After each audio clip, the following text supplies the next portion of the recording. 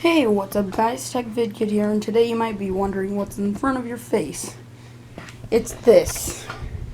This is a tech loot that I got from a friend, and this last box, I'm not sure what's in it. I asked them not to tell me. I asked if there could be documentation, they said yeah. So, let's get right into the video.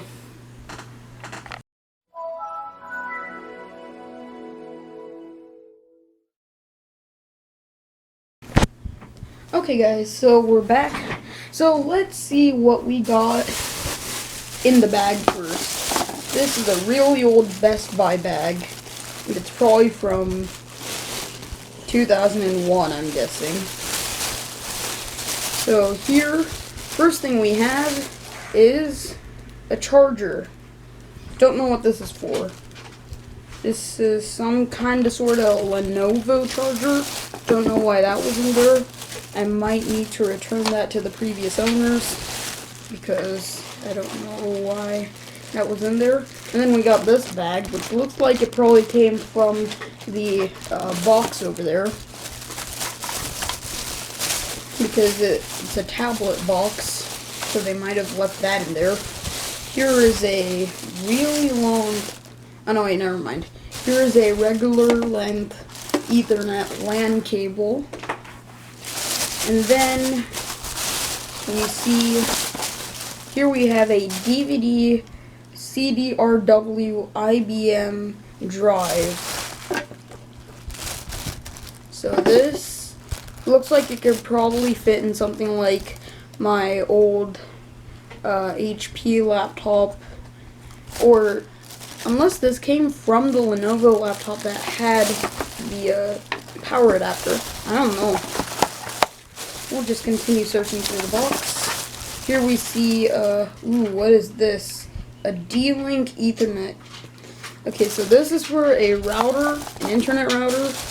Okay, then we got this. A whatever this thing is. Oh, it's an air pump. It's an electronic air pump. Don't know why they gave that to me. Oh look, it's a dial-up modem cable. That's what this is, a dial-up modem cable. And then, finally we have this thing. I don't know what this thing is. It looks like a battery. Yeah, it is a battery. Look, it's the Chonk Battery Pro. Okay, we'll just put everything away except a few things. Okay, we'll put... Oh, and also I forgot to show you guys, never mind, I did show you guys this. So now, let me put all this stuff back. I might keep the CD drive out because I feel like testing it with my HP laptop. But other than that, we're just going to leave everything inside of the box, inside of the bag. Ah, dang it, there's a, there. Now... I still don't know what adapter this is. Okay. Now, for the next box. In 3, 2, 1. Okay, so now we have our laptop. So, this I know is a laptop because it came in a laptop bag. And I can see here. Now, let's pull it out of here. It is a Toshiba. It's a Toshiba laptop. It's pretty old from the looks of it. Let me see. It's Windows Millennium Edition. So this is ME. So that means this laptop probably came out in 1999. And, oh look, it has a bass speaker option. So that's pretty cool. So, now, let's see the internals. Oh, look. So now, modern children of 2021. What do you see that's missing from this laptop? If you guessed mouse, you're wrong. Even though there is no trackpad here, there is still a mouse. You have to use a pointer nub that's on the keyboard to to use the mouse. So, the laptop was controlled using a mouse, and that mouse was controlled using this pointer nub that's down here. And there's no webcam because it's $19.99. You have to buy an external webcam. So, here's the laptop. This looks pretty familiar from a PCivRi video where he restored a laptop that was kind of like this. We'll probably do like a repair or clean out project on this laptop later. So let's see what this thing has that modern day laptops are missing. So what this thing doesn't have, first of all, that modern day laptops have, would be a trackpad and microphone and webcam. But then what this thing does have is a bunch of chunk and upgradability. So let's go ahead and check the bottom out. Oh, I think that's what that battery was for. Wait, let me grab it real quick. Yeah, I think that's what this battery was for. It was for the chunk book. Dang it. Get out of here, camera. I never charged the second camera for today's video, mainly because I didn't think we'd actually need it. So, yeah. How do you swap this thing in? Okay, there. So you have to slide it in after you place it here. That's gonna take a bit of getting used to for me. Okay, so is there a battery indicator? No. Okay. But now let's review the ports and expandability. So here we have a volume slider. We have a headphone, microphone, and what is this? Composite out jack.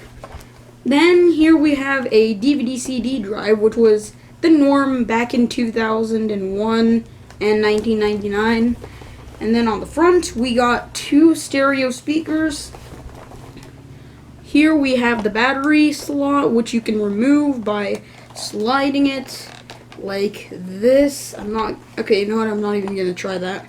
And then here's a floppy disk slot, which means I can finally use the floppy disk that I've had for like 2 or 3 years. Here we go. This is what we used to have before CD. Oh wait, I forgot. A few of you might not know what a CD is. So a CD is this circle disc that you would use to watch movies and store stuff on. Yeah, I know. I sound like a boomer now, but still. Here we go, slide that in, and then this little clip will hold the floppy disk inside of the computer until you decide you want to get it out. So let's put the floppy disk away. Then we have a, wait, is this a compact flash store? Oh no, wait, this is an upgrade bay, so you can put whatever upgrades you want, like a TV tuner, a media remote, which I do have for my HP laptop, but that won't fit in this thing, nor will it work. So then we have the Chonk DVI adapter, which is the old one. And then we have, I'm surprised that this thing even supports VGA, but it has that. We have an Ethernet and modem port, the ventilation system, more ventilation. Then we see 2 USB ports, something that's still here on modern laptops, certain modern laptops, and then a S-video port, and then finally we have the power port. Oh, that's what that was for. That's what that charger was for. It's for this laptop. But then why would they be using a Lenovo charger if this is Toshiba? Okay, that's weird.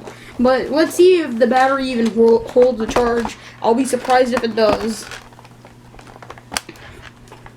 Also, by the way, you have to use a latch to remove the door. It's a lot more secure than today's laptops, which have no latch and no security for, like, accidental opens. So no webcam, but it is still a laptop either way, even if it doesn't have a webcam. Okay, let's try booting it up. That thing. Okay, fine. I'll just put it here like this, and obviously, no, it does not boot up. I was kind of well, actually, maybe the battery does hold the charge. It's probably that it's dead because the previous owners had not used the laptop for like ever since 12 years ago, I think. No, more than 12 years ago, like 14 or something. I don't know. So let's get out this Lenovo charger and then hook it up. I'll be going. I'll have to pause the video in a few minutes.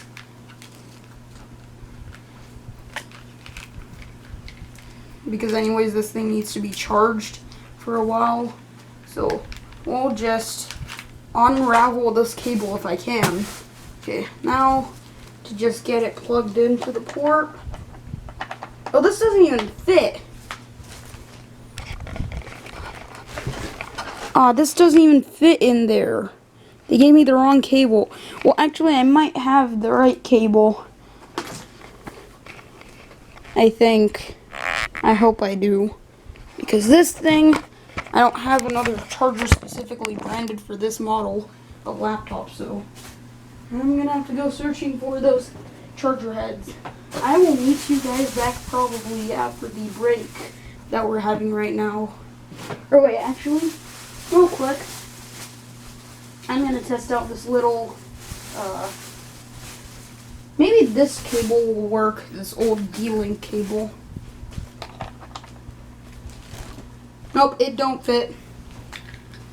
So, I'm going to have to look for those old charger heads that I had. So, real quick, let me do that. Okay, I'll be right back after doing that. Okay, guys, so now it's time for the mystery box. But wait, let's actually check the bag first. What's in here? Please tell me it's a cable for the laptop. And no, it is not. It is maybe... Let me check this cable out. The laptop. Because I've checked every other cable. Please tell me this one works. No, it does not. Oof, well, I'm going to have to check with the previous owner if they still have the right charger for it. Well, now let's go over to the box. The mystery box. Let's hope that there's at least some documentation in here. So what would have been in here was a Android 5.1 Lollipop tablet with an ARM Cortex A7 quad-core CPU, a 10-inch display, 1024 by 600 HD. Don't think I would consider that HD. There's a 1 GB RAM, 16 GB of storage, a G sensor, which would be a gyroscope sensor. So I'm just going to not read through all of this since the tablet's probably not in there anyway. So let's see what's in here. So the first item that I can pick out with my hand is this. Oh, this has a phone number on it. Okay, I can't show that. But what's in here? Please tell me it's a Windows recovery disk. No, it is not a Windows recovery disk. It's just a bunch of old movies. So, yeah, they might probably want this back. So I'll send that back to them. Next up, the next thing I can grab is wait, the Digiland tablet. It's in here. The tablet. It's kind of peeling off the screen protector, but still, it's in here. I was not expecting that. They did say they never checked this box, so I mean, it could have been in here. So, this old style Amazon Kindle. It's pretty small. Probably because it's like a first gen or something. Please tell me there's at least some documentation or cables in here. What's this? Oh, it's a micro USB, and then the Digiland stuff with all the instructions and everything. Yeah. Okay, let's go ahead and see if at least the tablets boot up. So, they're probably out of batteries at this point. Okay, it's either dead or like dead. Now for this tablet. Which one's the power button? Oh, okay. This is pretty big screen. Okay, same condition here. Okay, so all of them need chargers. Well, I mean, they do use micro USB for the tablets, but the laptop needs a charger. I will have a chat with the previous owners in a few minutes, and I will ask them if they have the cable, and if they do, then lucky for us. And sadly, I could not find a working charger head for this laptop in my kit of charging heads because none of them actually fit. Even the one, well, actually I'm missing the two of them, so if I can find those two and they work, that's lucky for us. We get to actually boot up the laptop and see Windows ME. If I can't, however, find it, I will look for another cable in my house. I've already gone looking. This doesn't fit. I found 2 other cables. Those don't fit either. I found like 3 Lenovo chargers, even though we've never owned Lenovo laptops. So that was pretty weird. So I guess I'll just have to, like, if I can't find another one in my house and they can't find it at their house either, then I might have to buy a new charger for this. But then again, like, we can still disassemble it right now for now. So let's go ahead and see the specs of this machine. Let's put everything that we got back in the box. So I'll also put those CDs back there too. It also has the phone numbers, I believe, so I can call them. Put this in here. Oh, it has a camera on it. And then the Kindle. Okay, now let's go ahead and get, oh wait, I need to put all this stuff back that came with the mystery lot. But still, I would say that this looting was successful. We got a lot of stuff and a vintage computer, and now this computer is the oldest computer that I've ever seen. I might have to return all this stuff too, so it depends on what the previous owners want. If they just wanted me to fix the laptop, or if they wanted me to, like, keep it after fixing it, I don't know. Let me just set this over there, and then that wasn't good. Okay, let's get the laptop here. We'll just get something like a floppy disk to cover all the OEM information. Okay, so here, as we can see here, there is a Windows ME product key. Over here, Windows Millennium Edition. So that's how I know this laptop is from like 2001 or something. This is a satellite, a Toshiba Satellite 2800 S201 system unit. So let's view what's on the internals. So what modern day laptops are missing that this laptop has, as I had said earlier, was upgradability. Let's see what's in here. So I believe that these could go to a max of like 300 something megabytes, which in today's world seems unearthly to use. And this already came pre-installed with 64 megabytes. Don't know if the previous owners upgraded it or not. They probably didn't, because these screws are still pretty stiff, which means they have not been removed since it came out of the factory. So we're the first people to open it up. What is this? Okay, no, that's not the right one. Why is everything falling off of my desk? Okay, there. Got my miniature flat tip.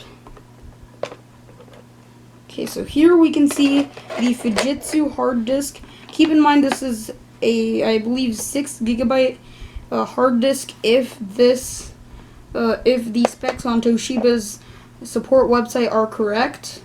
So we'll just see if we can plop that out. Wait, no, you're supposed to slide out like this. Oh, this uses an old school PATA plugin. So what the difference would be from a modern day hard disk and a PATA hard disk. So this is a modern day SATA hard disk, and then this is a old school PATA hard disk. So on the PATA hard disks there would be a bunch of these golden pins on the disk instead of this easier to connect two plugins, like two sticks that would go into the port.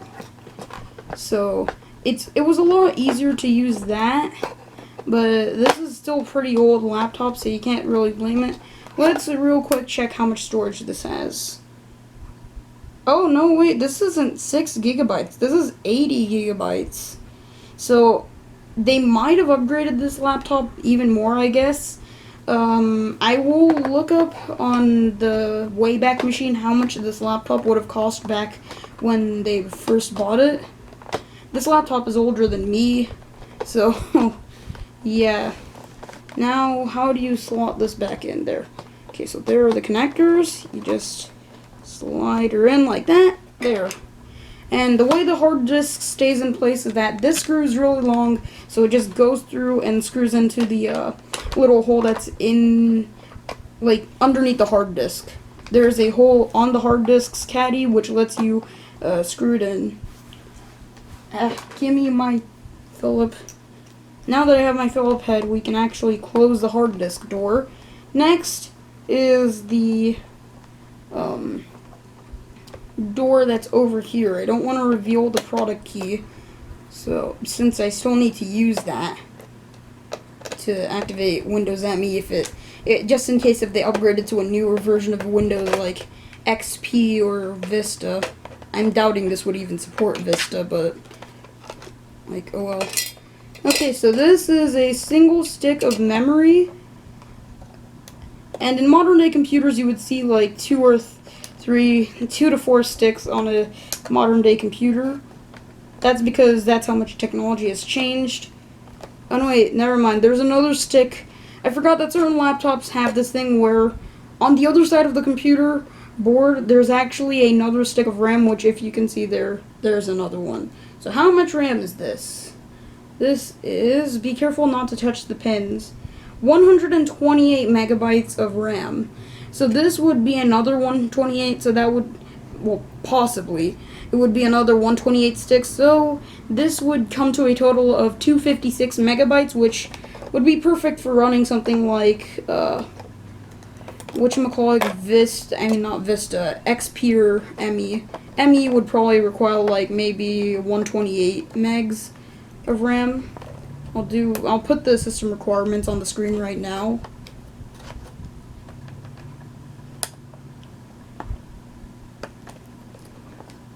I don't know what.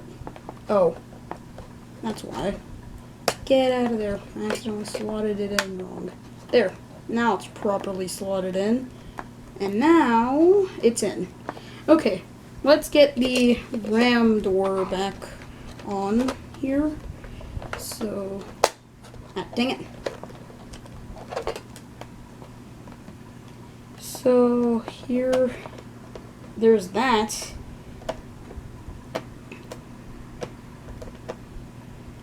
Also, there's a reason to why I'm not using paper. My ceiling fan is actually on, since the cooling system does not actually reach my room whenever the door's closed. Like, the AC ventilation system doesn't even work in my room properly, as far as I know, so that's why. Just real quick, flip the plate over. There, that's better. And now, I hope that doesn't reveal my face or anything.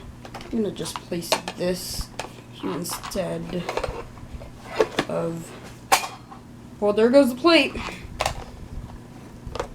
I have gotten the shell of Mr. Opening Tools' house, so I guess that would work. So this is probably Ventilation, no, not a ventilation fan, that wouldn't be that easy to access.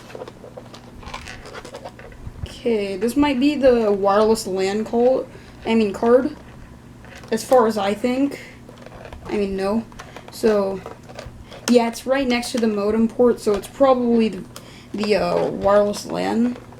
So, oof, this is being real stiff.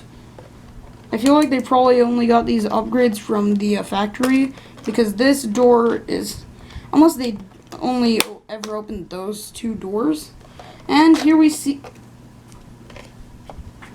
oh, here you see the label for this wireless LAN card, and that's how big the wireless LAN card would have been. Now what is this?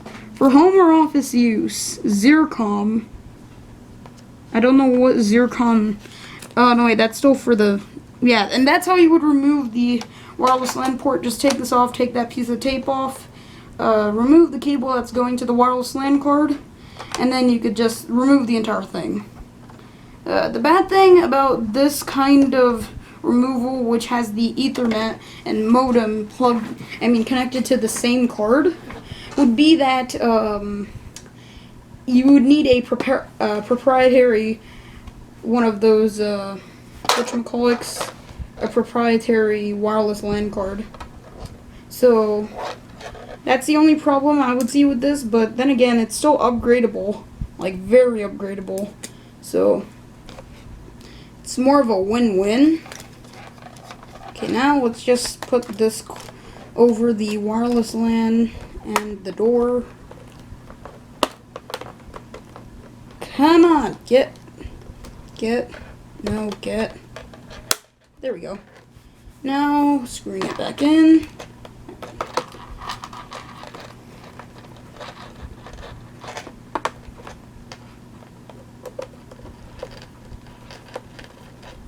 And there we go. It has been closed back up. And that is pretty much all I'm gonna do for now.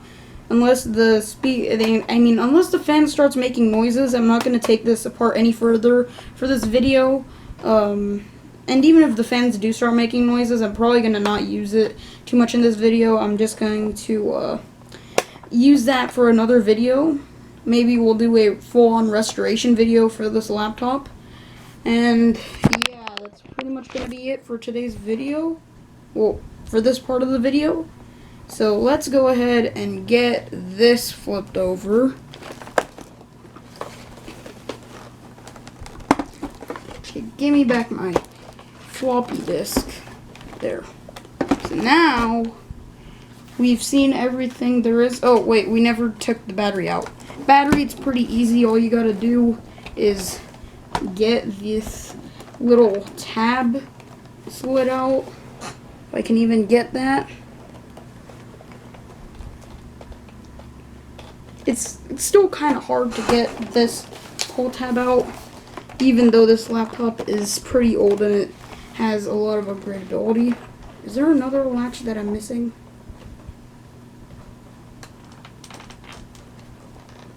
I don't want to break the battery, so because it might still be holding a charger. Okay, you know what? I'm not going to try to remove that. It's in there. It's in there. And this is for something. I don't even know what that's. Oh no, wait, I said earlier. So this, I don't know why they gave me the parts from a few parts from a Lenovo laptop or IBM laptop. This DVD drive was manufactured June of 2003. That was exactly 18 years ago now. Well, as of today, filming, which is June the 8th. So, as of today, when I'm filming, this DVD drive is now 18 years old, which is kind of surprising because it was manufactured June the 8th of 2003. So, I will ask the previous owners if they have the power adapter for this, and I'll see you guys then. So yeah, I want to set the laptop here. Bye for now. Okay, guys. So now that we have this. Oh, it's still pretty blurry. Let's get that fixed. There. So, it's been an hour. Sorry about the random cut in the video, but my camera battery died. So as I was saying, the laptop also has partial support for Windows Vista. And due to the laptop having partial support for Windows Vista, you could probably run a few modern games if you decide to update the laptop. So that's a pretty cool fact about this laptop. Another thing is that the tablet that I have can also possibly be rooted to run other operating systems such as Linux, an ARM-based version of Linux, or iOS if somebody has like a root system file for this kind of tablet. Okay, so the tablet's kind of warm to the touch, so I think it's actually charged up. Let's test it out.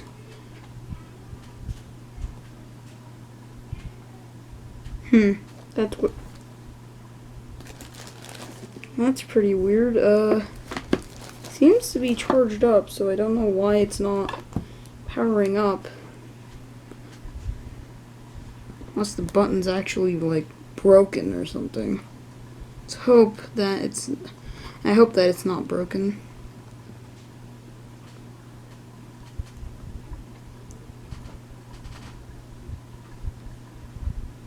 Yeah, so this is probably dead from what I'm seeing right now. Even though the battery's pretty warm, probably dead. Unless it's like frozen or something, or it just doesn't want to boot. So we'll actually, you know what? Let's actually get on with the video. So let's review more on the laptop. So move the tablet somewhere else. Put my hat here. I'll be back after cleaning up the set. Okay, guys, so here's a laptop. So let's talk about the design features of this laptop. So up here we have a gray layer for the top. It's a bit indented here. Like there's a bit of a bump here on the device. And here the bump is going through this silver area of the laptop too. So I don't know if that was intentional or damage. And then here we see the hinges, which this laptop has 3 of. One here in the edge, another one here, and then the final one on the right hand side. Or left hand side, depending on which way you're watching this video. Well, actually, never mind, that's just for me. Okay, then here we can see a base button. So this laptop was actually built for the home and for family media consumption. So there is a base button since this laptop has dual stereo speakers, and I believe it has a subwoofer on the bottom, just like my current laptop. Then here's a fast forward button, a stop button, play pause button, and then a reverse button. Here we can see a little switch that switches the mode of your audio from a more CD quality to a digitally enhanced quality mode. And then here we can see some lights, the power light, which indicates whether or not it's charging, the charging light. Then we have the power light. Then we have the battery light, which shows whether or not the battery is charged or not. The hard disk light, and then the floppy light. So there's all of that over here. So then, as we've discussed, here we can see all the I/O, and then on the inside, the laptop uses a standard clamshell laptop design. I feel like this screen border is coming off the bezel. So then we have a multi-click trackpad. There's 3 trackpad buttons. This would be your button that you would use to press down the little scroll wheel on your mouse. Right button and then left button. The typing experience on this keyboard is not that bad. Also, if you've noticed, where's the Windows key? It's not here. It's there. Yup. Back in those days, the keyboards had the Windows logo up here. So that's pretty cool. The laptop has a wireless internet button, so you can specifically enable the wireless basically the internet using this button. Then we have a scroll lock identifier here, a pause break identifier, and then a caps lock identifier.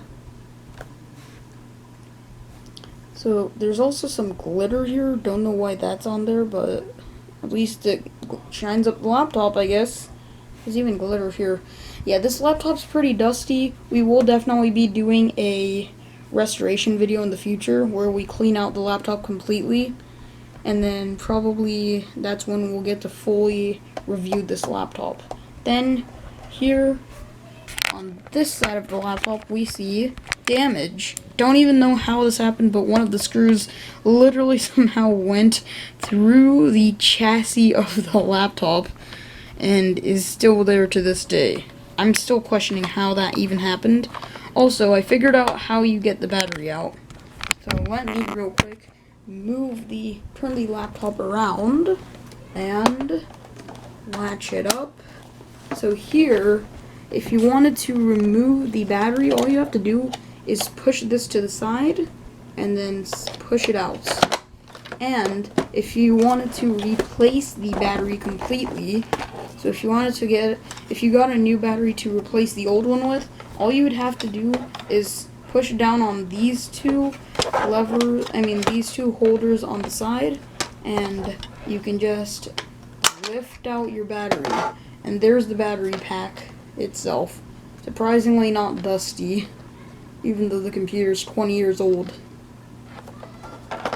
Because this is a Windows ME version, so it was made either in 1999 or in 2000.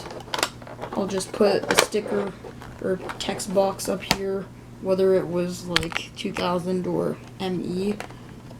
Or 1999 or 2000. It's probably 2000. So, yeah. Then we can just slot the battery back in by putting it here where the battery came out of, placing it back in like that, sliding it in, and then pushing the lever back in so that it holds back in place. So now let's look at the display. So the display is an 800 by 600 panel, which means it is 4:3 aspect ratio on the display. It is a 13.3-inch display, and on the display there's a few screws missing. That might be why the bezel's trying to come off. So then we have a little button here. What is that for, you might be asking?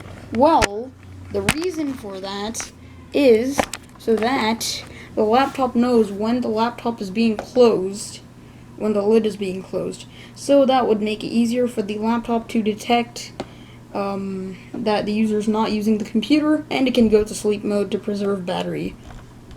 But the battery is not working anymore, so that's kind of useless at this point. And here's the power on button.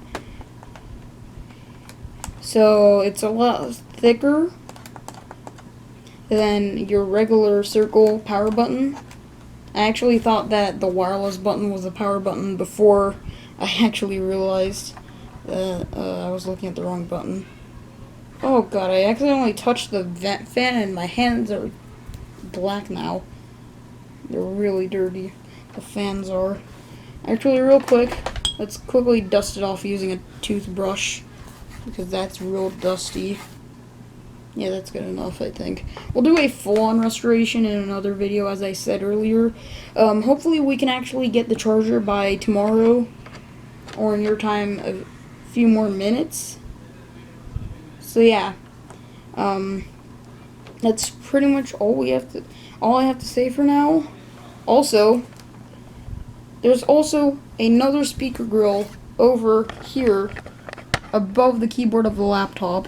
So there's the two speakers from the inside, from the front of the laptop, here and here. But then there's also the one that's inside. Oh great, I hope I didn't just reveal my product key. Either way, even if I did, it's going to be blurred out in editing, hopefully. Because I still need the product key to activate ME. Also, I'll also show you guys how to restore or dual boot an older laptop between ME and XP if this laptop has XP installed. Because if it doesn't, then I'm not going to do it because XP won't let you use the operating system after 1 month of using it without activating, and I don't have an activation key. So this Toshiba Satellite also has a Intel Celeron processor. It comes with, it should have come with a 6 GB hard disk, which has been upgraded to 80 gigabytes hard disk, and the RAM should have been 64 megabytes only, but it's been upgraded to 192 megabytes. So that's pretty much all I have to say for this laptop until now. Also, the reason why I wouldn't dual boot Windows 95 or 98 and then ME is because 98 and 95 don't run off of NT. They're actually just reskinned versions of MS-DOS. So they use completely different firmwares, or whatever you want to call them. So NT and MS-DOS will not work as far as I know. Maybe if there is a way to work, it might actually be pretty tough to get working. But still, this is still a pretty good laptop. Okay guys, so it's been 12 hours, and the tablet should be charged up by now, so let's try booting it up. And it actually works! Digiland. Nice. So it's powered by Android. That logo means that it's Android Lollipop or newer, which, if the box is to be believed, it is running Android 5.1 Lollipop. Digiland, so yeah. I should probably get this area cleaned up right now, because the set is pretty messy from this one video. It's kind of awkward since my bigger video projects have not made a mess. Like, okay, can you guys see the full screen? Yeah, it's taken a bit of a while to boot up.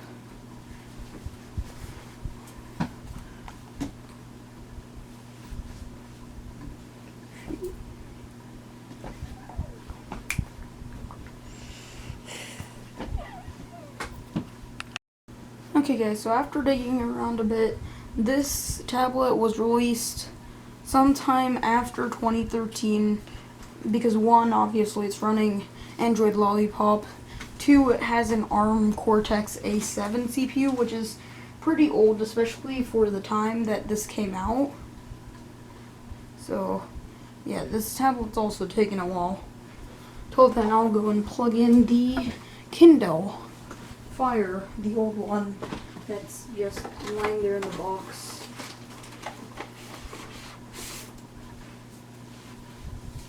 The Kindle Fire. Just go ahead and plug it in to the gaming setup. Just turn it on. There, I've turned on the main power to the gaming setup, and now I can plug in the Kindle. Let's hope that this works too. I don't mind too much if it doesn't work, because hey, that's a free repair video for me. Oh wait, it works. It actually boots and says Kindle Fire on its screen. Right here. Set you over there.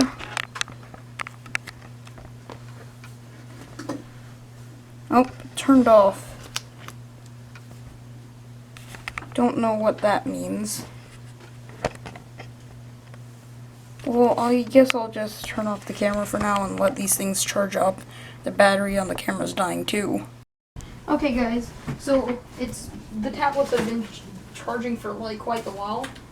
So this, the Digiland thingamajig, doesn't want to power on properly. Just stuck on this white blank-ish screen. I'll try to reboot it right now. But the Kindle Fire, however, let's power it up because I didn't get to see it yet, so... Oh, what? It just... I don't know what's going on with this Kindle Fire. It just randomly turns on whenever I plug it in.